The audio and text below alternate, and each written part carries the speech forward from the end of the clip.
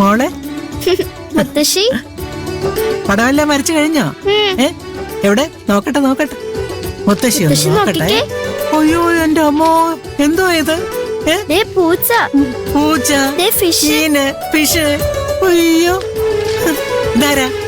അയ്യോ ഇതല്ലേ എത്ര സൂപ്പർ ആയിട്ടാ വരച്ചിരിക്കുന്നത്. അയ്യോ അയ്യോ ഇതൊരു പൂച്ചയാ.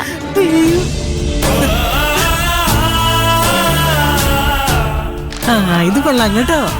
ഇത് കൊള്ളാവോ മുത്തശ്ശി? ആണോ? അയ്യോ മുത്തശ്ശിക്ക് ഇങ്ങനെയൊന്നും വരയ്ക്കാൻ അറിഞ്ഞൂടാ കേട്ടോ. ഫിഷിനെ കണ്ടോ?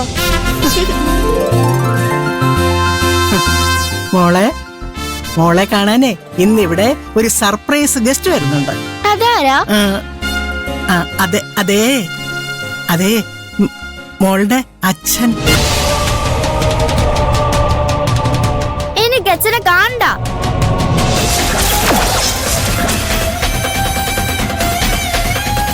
അതെന്താ മോളെ? അച്ഛനെ കുറിച്ച് അമ്മ എന്തെങ്കിലും മോശം പറഞ്ഞോ?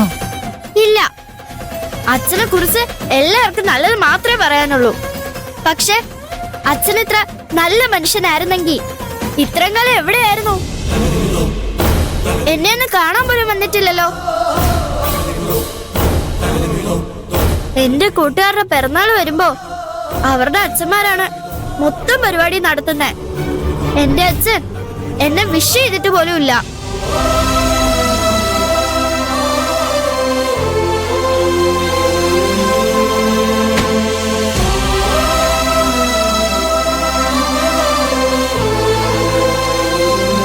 ഞാൻ തീരെ ചെറിയ കുട്ടിയൊന്നുമല്ല. അച്ഛനും അമ്മയും തമ്മിൽ വഴക്കിലാണെന്ന് എനിക്ക് മനസ്സിലായി.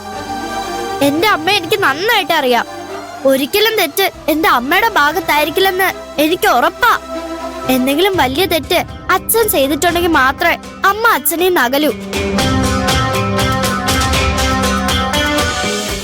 അതെന്താണെങ്കിലും അമ്മ അച്ഛനോട് ക്ഷമിക്കുന്നവരെ ഞാനും ക്ഷമിക്കില്ല.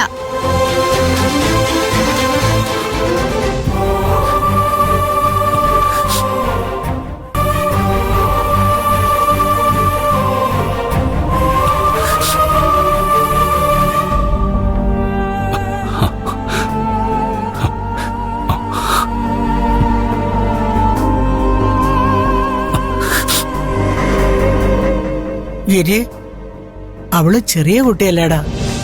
ഇത്രയും കാലം തോന്നിയ പിണക്കം കാരണം പറഞ്ഞായിരിക്കും. നീ അതൊന്നും കാര്യാക്കണ്ട. അവളെ പറഞ്ഞ ശരിയാമ്മേ. ഞാൻ ചെയ്ത തെറ്റ് കാരണോ അവളുടെ ജീവിതത്തിൽ നിന്ന് എനിക്ക് മാറി നിൽക്കേണ്ടി വന്നത്. അവളുടെ കുട്ടിക്കാലം മുഴുവൻ എനിക്ക് നഷ്ടമായി. ആ കാലത്ത് ഒരച്ഛന്റെ സ്നേഹം അവൾക്ക് നഷ്ടമായി. അതിനെല്ലാം കാരണക്കാരൻ ഞാനല്ലേ. അവൾ എന്നെ വെറുത്തില്ലെങ്കിലേ അത്ഭുതമുള്ളൂ. അങ്ങനെയൊന്നും ചിന്തിക്കേണ്ട കാര്യമില്ല മോനെ. നീ അകത്തു വന്ന് അവളോട് സംസാരിക്ക. നിന്നെ കുറിച്ചുള്ള അവളുടെ ധാരണ നമുക്ക് മാറ്റാം. അത് വേണ്ട. എന്നെ എന്റെ മോള് സ്നേഹത്തോടെ മാത്രമേ ഓർക്കാൻ പാടുള്ളൂ.